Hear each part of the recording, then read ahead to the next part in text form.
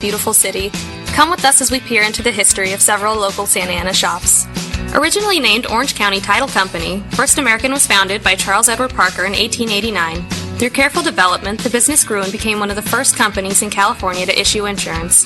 By 1968, the company rebranded itself as First American Title and expanded its entrepreneurial endeavors to meet the needs of an ever-changing community.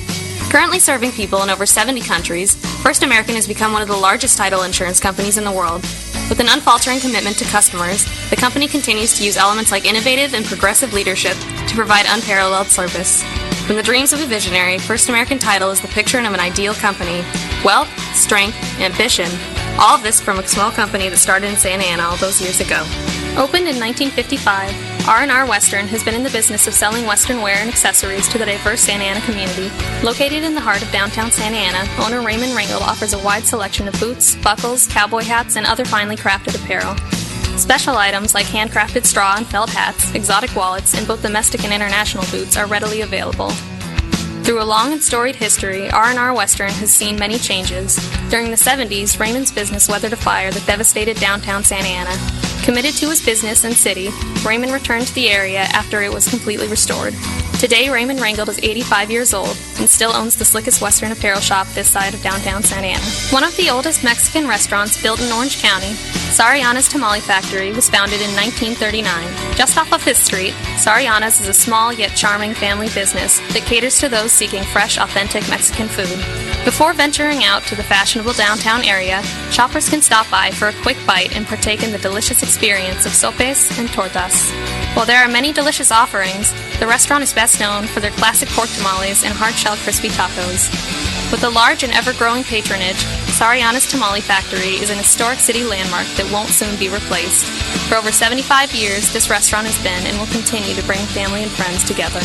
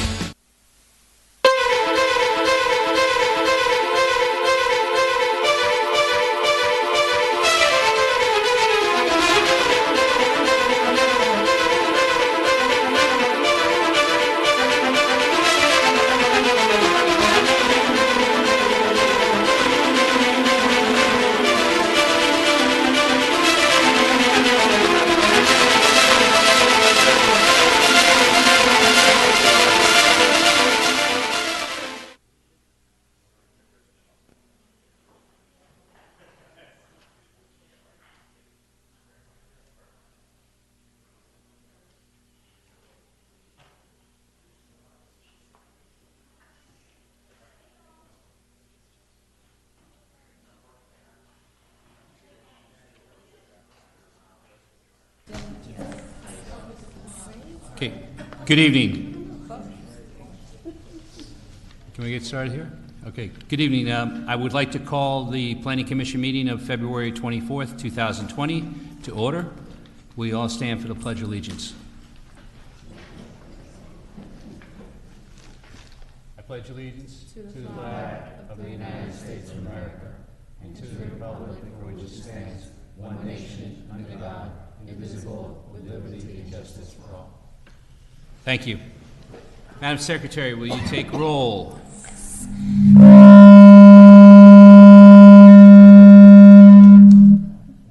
Did I say something wrong? Okay, so I'm just going to do it without the microphone. Commissioner Garcia. Present. Commissioner Rivera. Present. Commissioner Mann. Present. Vice Chair Consorcio. Here. Chairman Laughlin.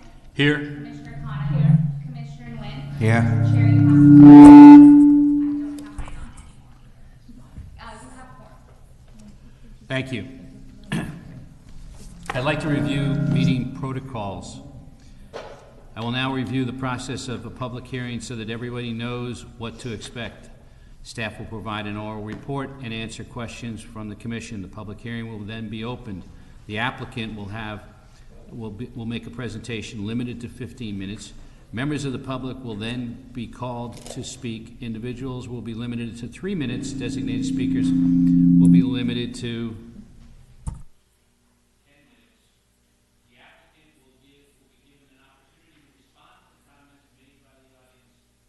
limited to 5 minutes.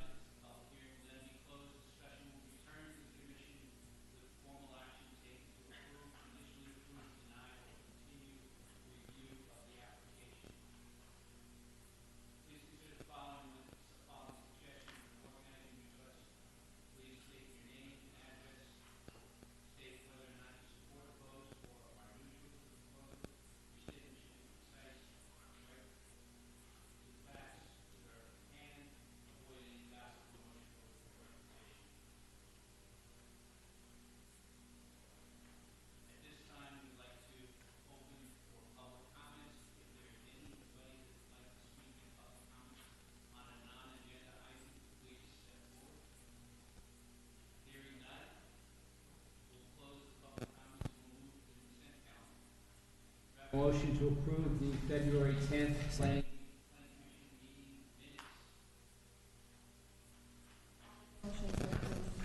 Thank you. Second? Second.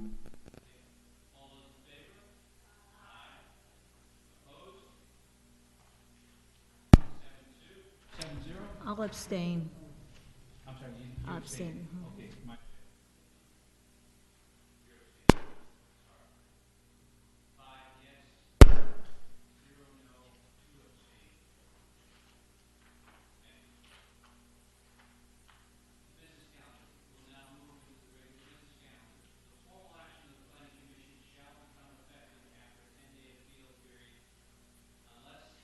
Council holds a public hearing on the matter. Then the formal action will become effective on the day following the hearing and decision by the City Council. An appeal from the decision or requirement of the Planning Commission must be filed with the Clerk of the Council and a copy sent to the Planning Department within 10 days.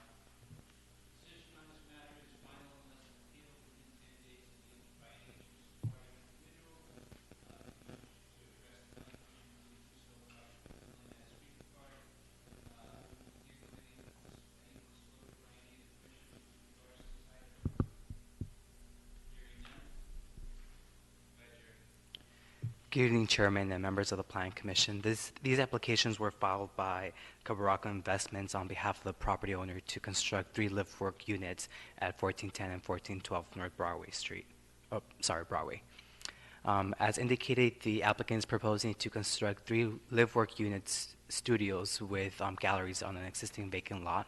The subject site is located within the Midtown Specific Plan subzone Broadway Corridor District, and live-work units within that particular district do require approval of conditional use permit by this body. In addition to that, the applicant is requesting approval of a tenant parcel map to be able to subdivide the lot into 3 condominium units. The subject site is located on the west side of Broadway between 15th Street and Washington, and the aerial shows more or less the general vicinity of the area. The property is highlighted in blue for you. It's primarily surrounded by multifamily residential units to the west, north, and south, with some additional offices to the north. And then you have Weiss Place to the east of the property, right across from the subject site. This site shows the proposed site plan as well as landscape plan. On your right hand, you have Broadway. The projects itself, in terms of unit placements, the building is set back 20 feet, and then you do have unit 1, 2, and 3, and then in back of that you do have an attached garage per each unit. In addition to that, the applicant is proposing 4 additional paid parking spaces, of which 1 will be ADA accessible, and then towards the rear you do have a standalone trash enclosure. The site will be accessed off of Broadway, which will be a one-way driveway entrance, and the exit will be provided off an alley. So the arrows as shown on the plan is basically the on-site circulation for this particular project. In addition to that, the applicant is proposing to provide vines along the north, south, and west interior walls for the project. This is a floor plan of the first floor. So since they are live-work units, the bottom portion is primarily where you will have the working environment, offices, and then towards the rear, as mentioned, you do have the one-car garage, which will be including car lifts, so it will actually house up to 2 cars. And in addition to that, you also have a unisex restroom. And you're looking at about 1,000 square feet on the first floor for each unit. Sorry. This is a floor plan of the second floor. So the second floor pretty much consists of a common living dining area, as well as a kitchen and a half bathroom. And this is the proposed third floor plan for the units. On the third floor, you do have a master bedroom with its own bathroom, walk-in closet, and the proposed laundry facilities for the units.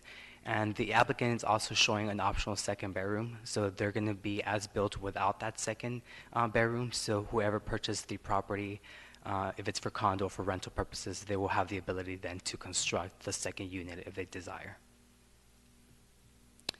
These are the proposed elevations. From the front is on the top left, and then the rear elevation is at the bottom right. So the architecture of the proposed building is very traditional Spanish architecture. In addition to that, it includes some smooth stucco, some tile work around the windows and the arches for the storefront, and some wrought iron detail work as well. Overall, the building height, you're looking at about 35 feet in terms of height, which is consistent with some other buildings in the Midtown Pacific plan. And in terms of the architecture, it is somewhat similar to the other adjacent properties. And then these are the elevations for the north and south. In terms of project analysis, the plant is consistent with the Midtown Pacific plant as well as the Santa Ana Municipal Code standards with regards to parking setbacks, floor area ratio, as well as building height. It is consistent with the general plant. This, if approved, will facilitate the development of a vacant lot. It's been vacant for quite some years, and the property owner recently purchased it and has been working with the city to go through the process of getting this entitled. As proposed, the project would not be detrimental to the health, safety, welfare of the surrounding vicinity and would not adversely affect the general plan. In addition to that, the tentative parcel map is consistent with Chapter 34, which is the chapter that regulates subdivisions, and it is also consistent with the Subdivision Map Act. With that, staff is recommending that the Planning Commission approve conditional use permit number 2020-01 and tentative parcel map 2009-04 as condition. That concludes staff's presentation. I'm here to answer any of your questions. I do. On the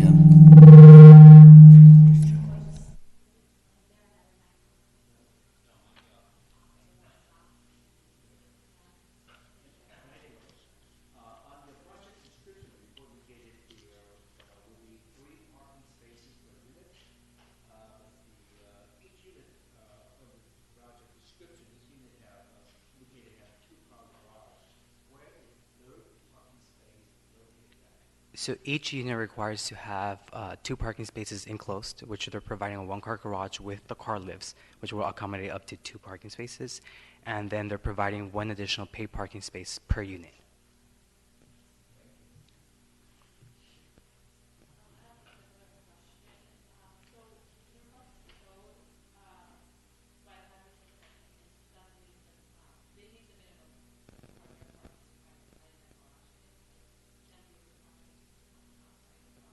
It has to be enclosed, correct, per code.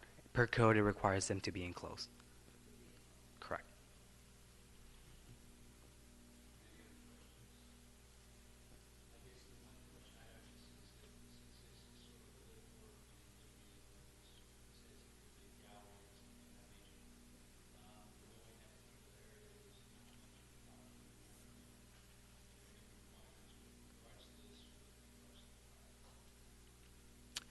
Um,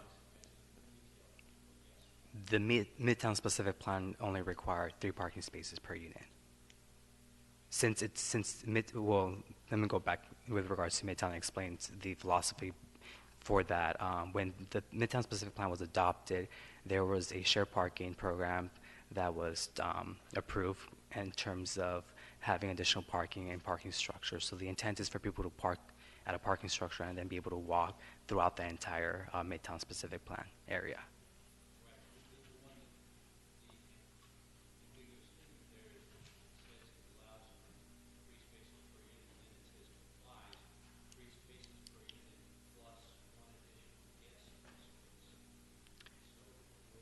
So, no, it's 3. Well, maybe we probably should have rephrased that a bit. So the code requires three parking spaces per unit, which they're in compliance with, and they're adding 1 additional paved parking, which is that additional one. So in total, they're providing 10 parking spaces.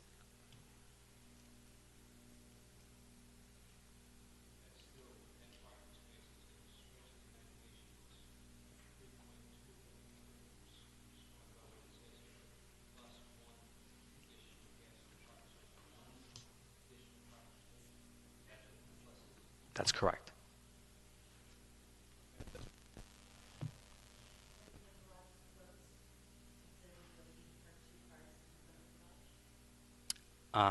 If it's closed, no, because that is technically the driveway, so that's needed for queuing and backing up purposes.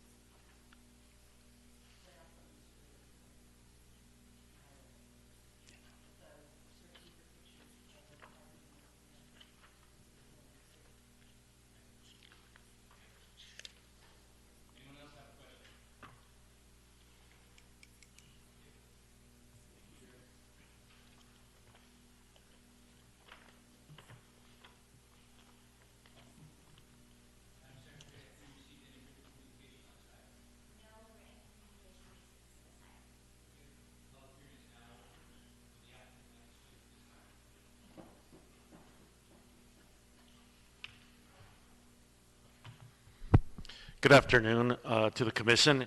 And Vince, I apologize for my dressing code for today, but somebody has to work out there and has to be with the whip on the workers. So I promise you the next time I will dress up more appropriate. Caburaca Investments has teamed up in this occasion with Glenwood Management to do this project. We at Caburaca have an office on 190 West 3rd Street. Our office is a live-work loft. It's one of the ones that are fairly new. They're only like 5-6 years old. And we've seen a very huge need for these kind of projects. We have a lot of people knocking on our door asking us about the live-work situation where people can live there, work there, or do both. The people that have gone to our door and knocked on our door, they're very interested because nowadays nobody wants to drive all the way out to San Bernardino and get stuck in the traffic. They love the area of Santa Ana, everything that's going on. We have a lot of new restaurants, we have a lot of new events, nightlife, and this will fit perfectly in the area because it's very close to the downtown area. We have a lot of professionals that are looking for the situation where they can live there, work there, or do both. So I think this is very appropriate for the city. It's going to enhance the area. It's going to take that ugly vacant lot where we've owned it for a year and a half, and we've already cleaned it up like 10 times. It's a nuisance for the city. Everybody's throwing their trash there. And with this project, you're going to be enhancing the area. Is there any questions?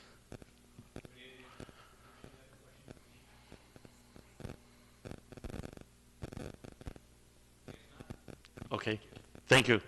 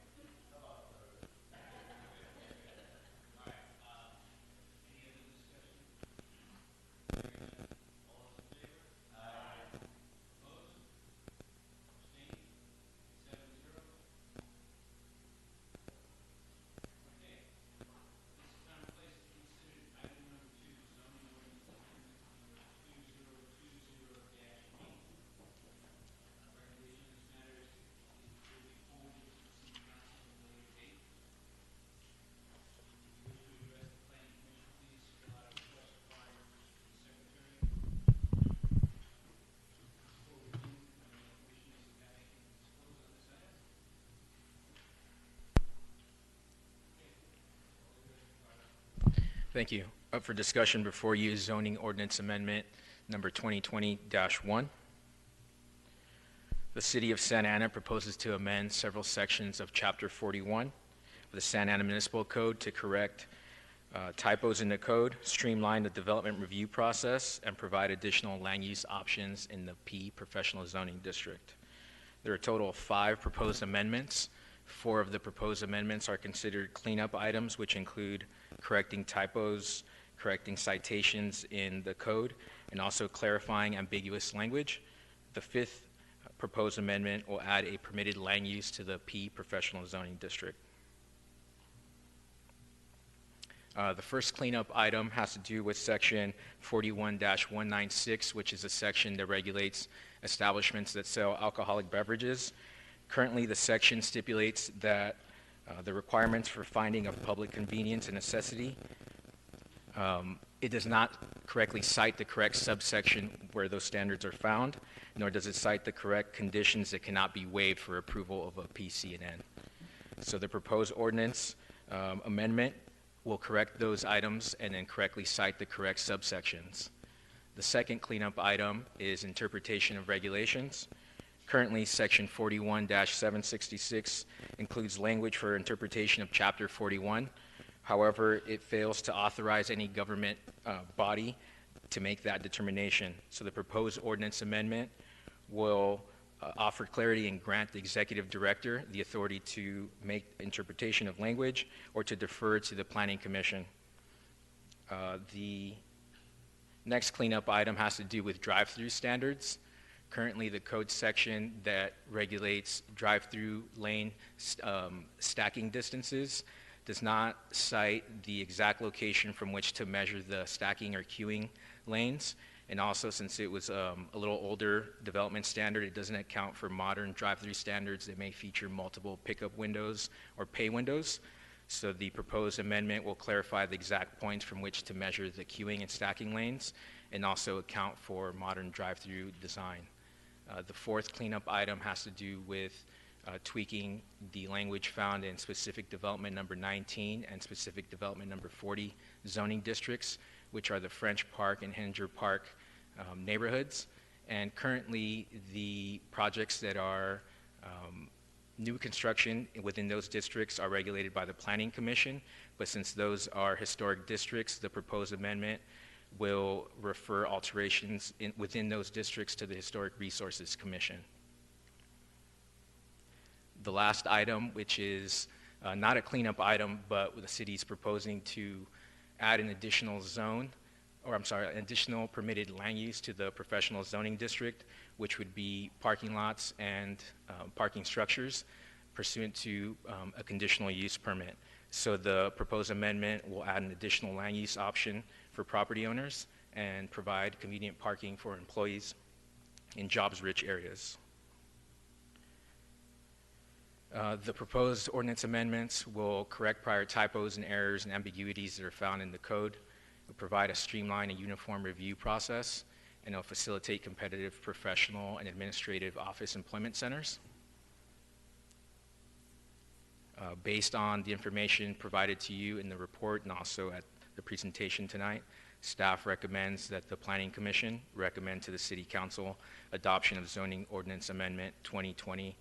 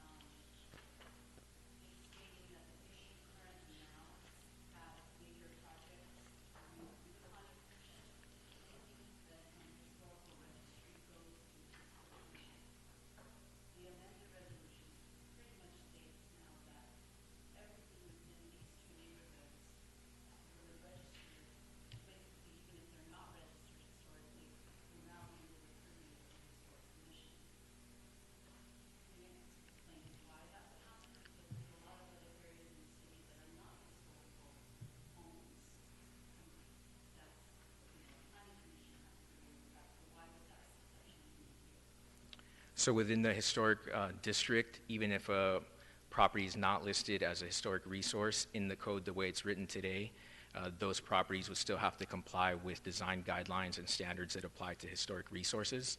So say like a new home, which was the example that we were discussing earlier, if it's constructed somewhere else in the city, if it does not require a discretionary action like a conditional use permit or a variance, would not come to the Planning Commission. It would just be handled administratively at staff level.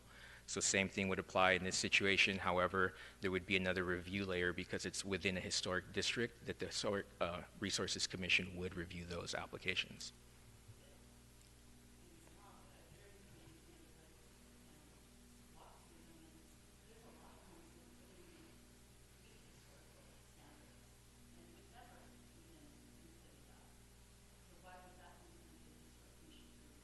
Because it's within the boundaries of the historic district.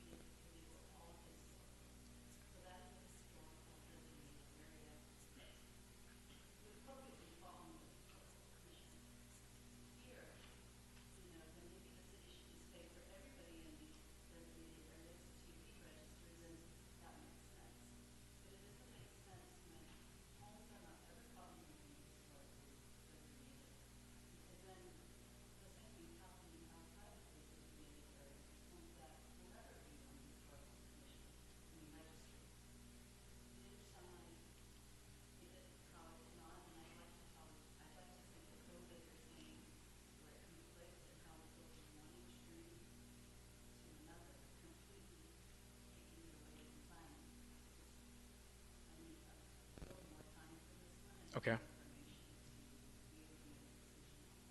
Sure, we can get any information that you think you would need to be able to make a determination. No problem.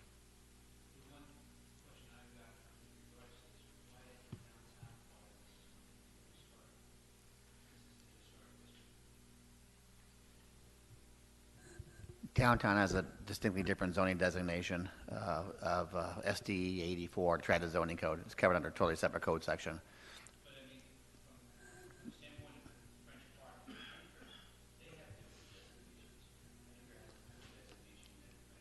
They do, but the SD 84 doesn't refer things to the Planning Commission directly for historic structures. These two zoning designations were put together prior to the Historic Resources Commission even becoming on board. So the only commission that could review those would be you. Now that we have an HRC, we need to change that language to refer those projects in those zones to the HRC. Transit Zoning Code already factors in you and the Historic Commission as part of the review equation, essentially.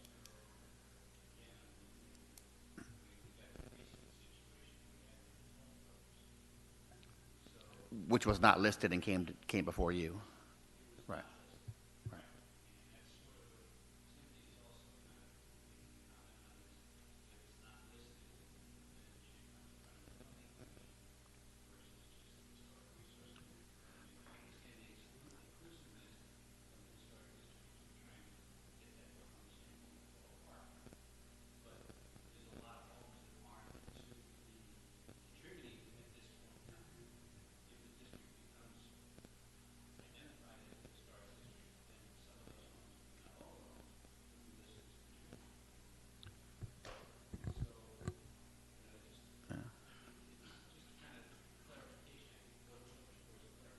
Sure.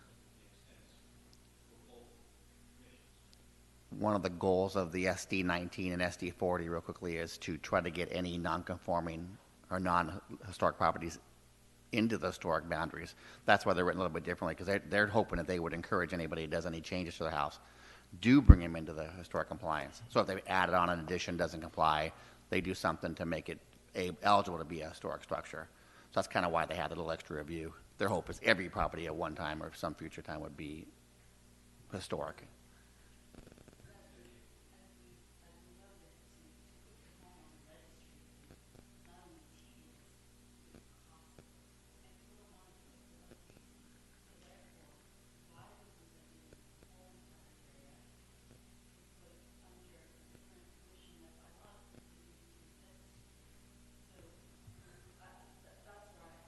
Sure. Sure.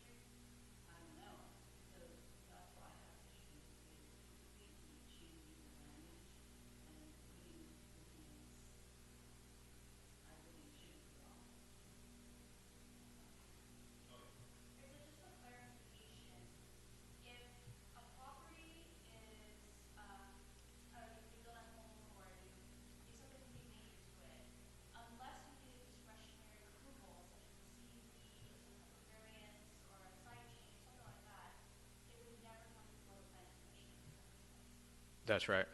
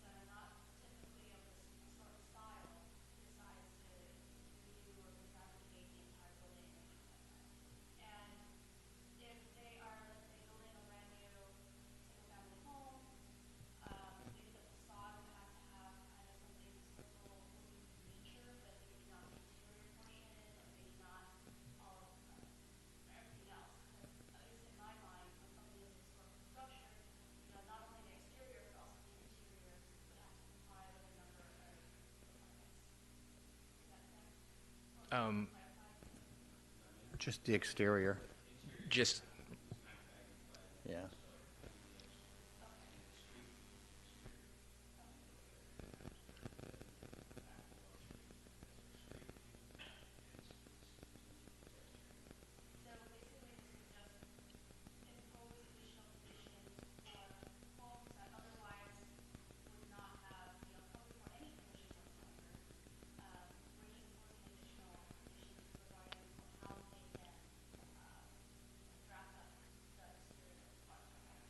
It wouldn't be additional conditions because currently the way the code is written for, say, a new home like you were referencing, those property owners would actually have to come here to the Planning Commission to have the Planning Commission review and approval of a new home, where if it were outside of those historic districts, staff would be able to review administratively if it did not include a discretionary action.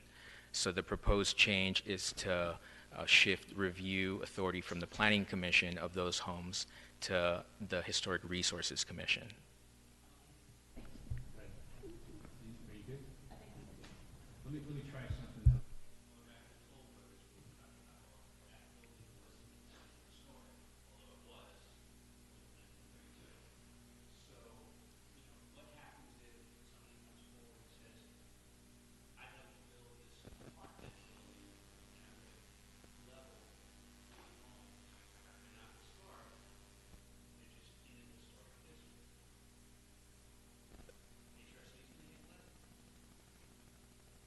If the demolition, or let's say the project that's being proposed is non-discretionary and they're applying for a demo permit that's non-discretionary, they wouldn't have to have HRC review or approval, is my understanding. If the project required a discretionary action, say like, I don't know, a variance of some kind, then it would trigger a bunch of other things like Historic Resources Commission would have to review and approve.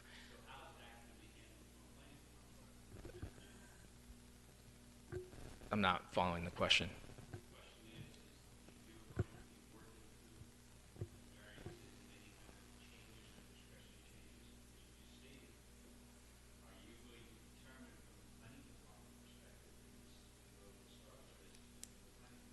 So if it requires a discretionary review or approval, it would come to Planning Commission. If it does not, then it would go to the Historic Resources Commission.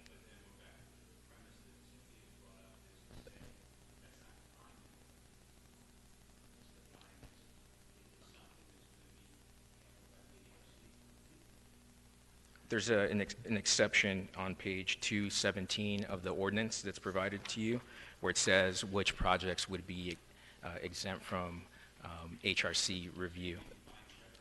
It's it's in the ordinance. Number three. Exceptions. That refers back to sections 668 through 674, which is specifically the Planning Commission's actions. Chapter 30 would cover HRC, so this clearly says it would come to your body right here for anything with discretionary actions. Because any change to an historic structure would have to go through you still right now. So if a listed house in Henninger Park wants to do an addition to their house, it says you review it under their zoning code. We're just trying to take that out and say we now have a body that's responsible for that, it's the HRC, and they should be seeing those and take that off your hands. We're trying to avoid the conflicts of HRC and Planning Commission both seeing the same project and having different interpretations and theory over it. So one commission, one project, one commission. We had a couple last year that came before you that you had to see these historic changes to the project because the code says you were the body. It was early last year. It was about a year and a half ago, I think maybe it might have been.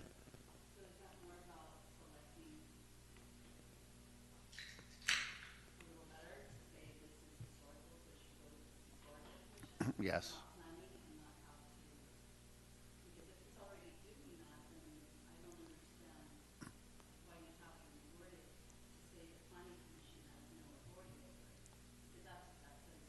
It does. For the historic structures, it says, the summary says all the boundaries, but it's really referring to historic structures that are listed on the register and want to do some exterior modifications.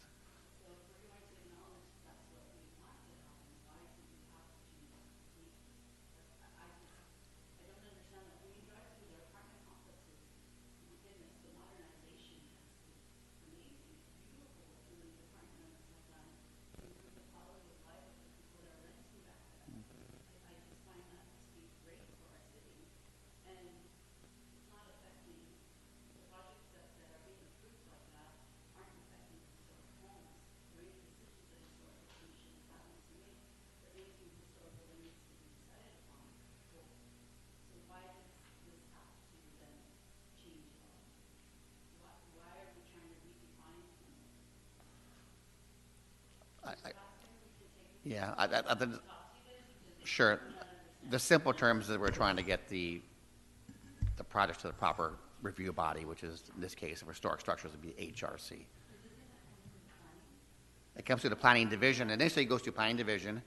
Then we work with the neighborhood group, and then it goes to you right now, but it should go to HRC.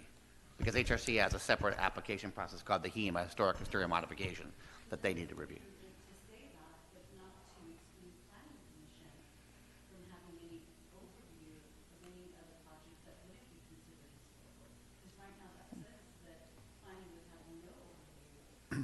Unless the section C, which is the deed of discretionary application, then it'll come before your body. That's the only time it'll come before you. Okay, we'll take a look at it. Maybe we just need to, maybe we can do one or two things, either continue the whole item or just pull that one item out. If you want, if you're okay with that, we'll just pull this section. Maybe Lisa, take that one historic one out and just, sure. I would hate to ask for an alternative to be constructed, but I think it would be helpful to see what the alternative is, which is maybe what we need is more streamlined policies on how the determination is made from a planning department before you decide who gets it. I kind of agree with Cynthia that it's a little bit much in terms of the overhaul. You turn it on its head. But I think it would be helpful to see what the alternative could be, at least for me, in making a decision on how I would vote. And we can do that. I think the staff was trying to look at a way of helping to streamline so that it takes less of the projects in those areas to the commission that is more historically related rather than just a major development project. But I think we can help clarify that. My recommendation here is that if you're okay with the other items on this code amendment, we'll just remove this and have a longer discussion and let the other move forward. So the resolution can exclude this part of the ordinance.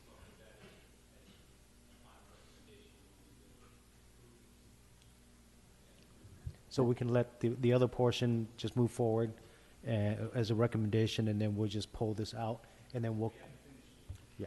We can pull this out and come back to you with it, so. No, I know, I mean, all due respect, we haven't finished the questions on the Right. entire item. Oh, I'm sorry, yes. So we're not ready to make a motion of that nature, so I mean, because we're still.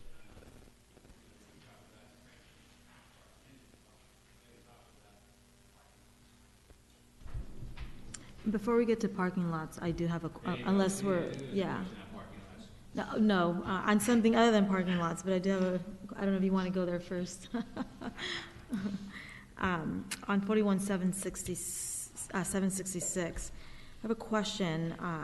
It seems that, I guess the question is probably for council, what's the default on the government body to interpret the ambiguity in the code?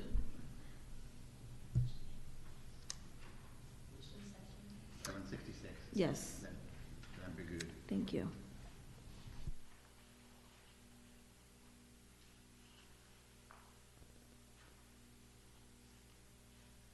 It's at the bottom of page 2-15.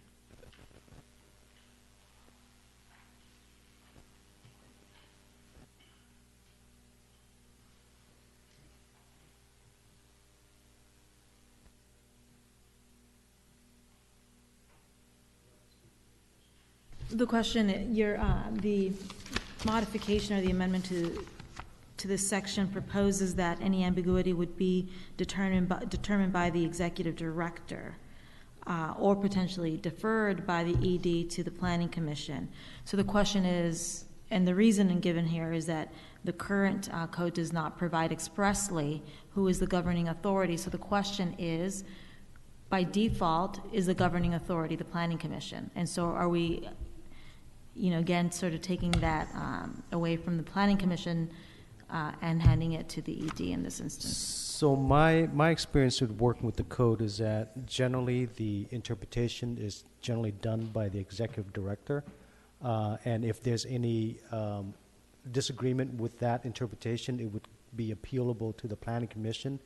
In this case, it sounds like it was ambiguous, so it leaves no level of interpretation for either the staff, and it doesn't really state the commission. So by default, it could be the commission, but to help with that level, to assist us with being able to address the current state of development, and as well as keeping up with the most current standard. Generally, the executive director should have some ability to do interpretation that are within the framework and consistency of the code.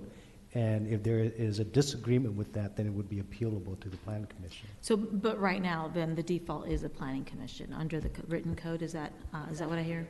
It's unclear, and that's what. It's unclear. Right, but as written, it's unclear. But what has been the practice for the Staff city? has been making interpretation. Okay.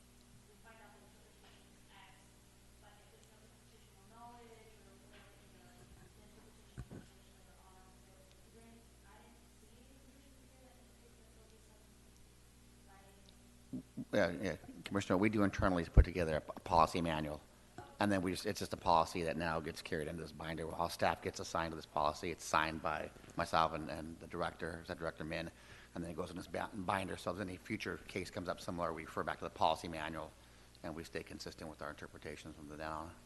So.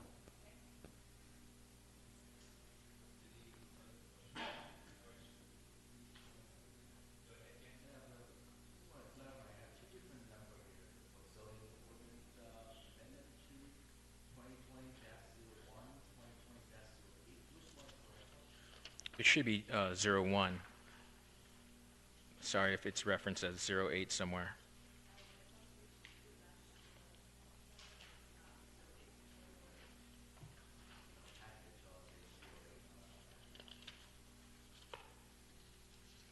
That's incorrect. Sorry about that. It should read 2020-01.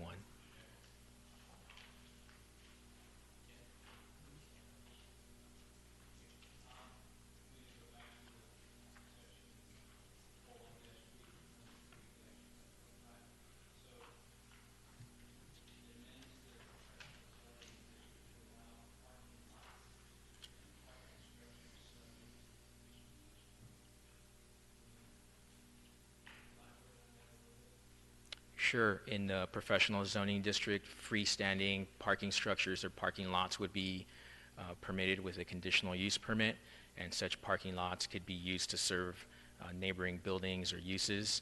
And the thinking was that in these jobs-rich areas where there may be a building that was developed to, say, an office or administrative office parking rate that then wants to re-tenant as, say, a medical office, they'd be short on parking. So by allowing these types of uses or structures within these or this zoning district, it would allow for additional parking to be provided in these areas.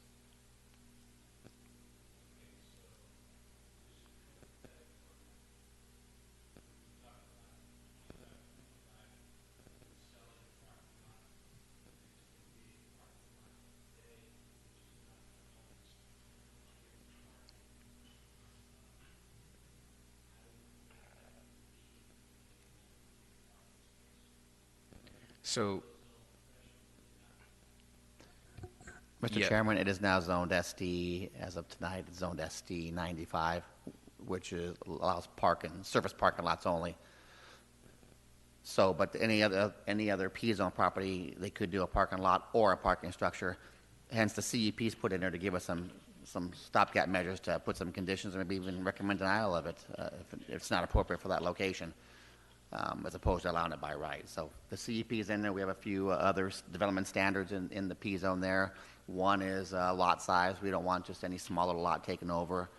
Parking lots throughout the downtown area. We want buildings, something bringing revenue into the city. So we have a 2-acre minimum lot size, I believe, is one of them. And then we also have some other different operational standards as a minimum they have to comply with. Then the CEP on top of that, where you have the ability to say, maybe not the best idea at this location. And also, one of the other items that Vince didn't mention was they would not be allowed on properties that abut properties that are zoned or used for single-family residential. So in cases where they are being proposed in those areas, they just wouldn't be allowed.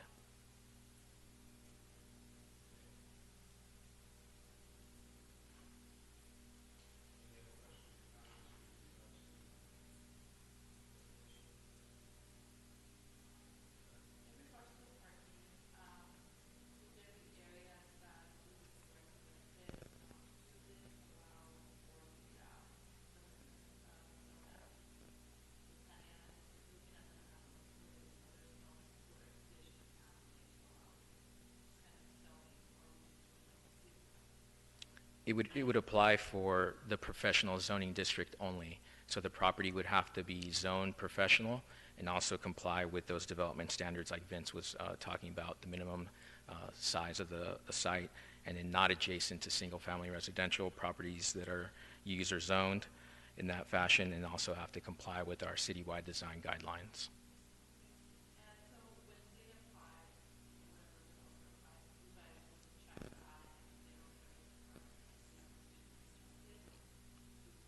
That's right.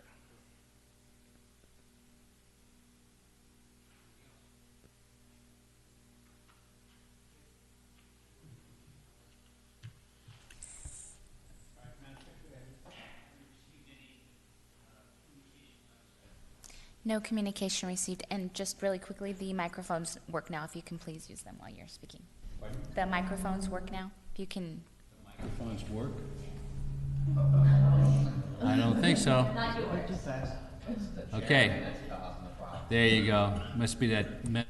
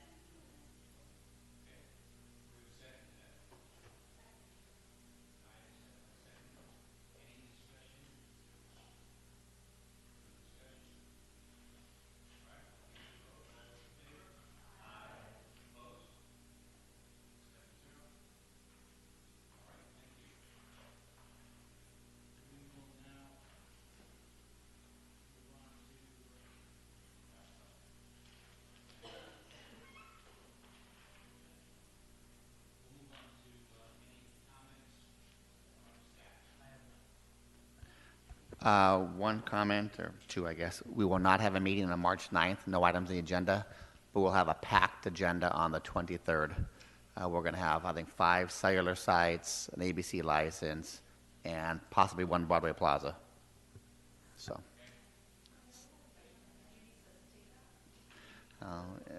I'm part of the team that's given it CPR, yes.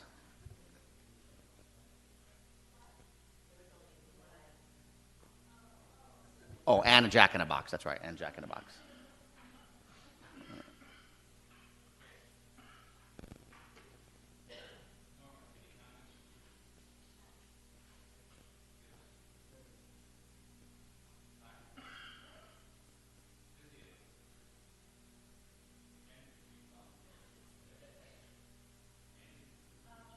Command. That's my microphone.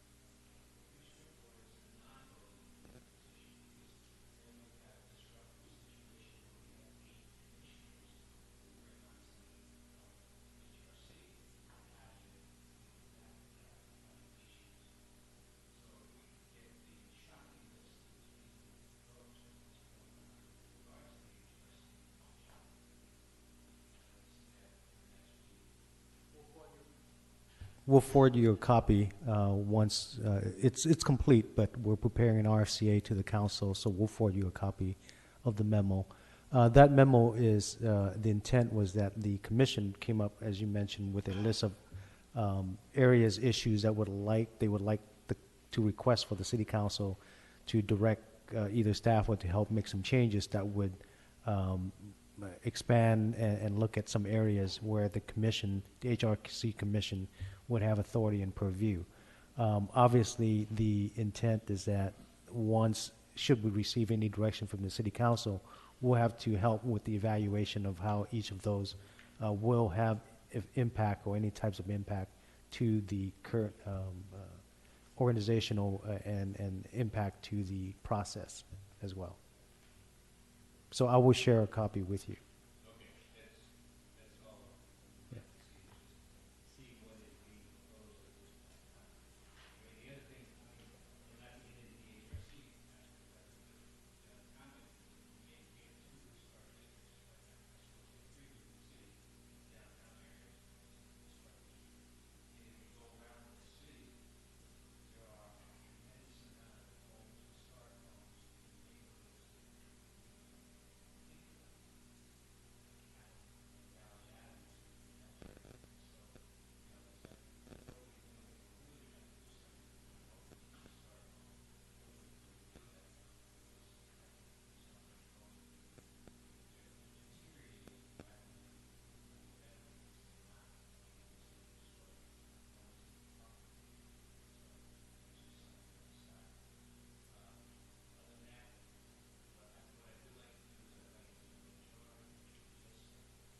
I'm so sorry. There's one last item there. You should all have received a copy of the EIR for the Bowery project.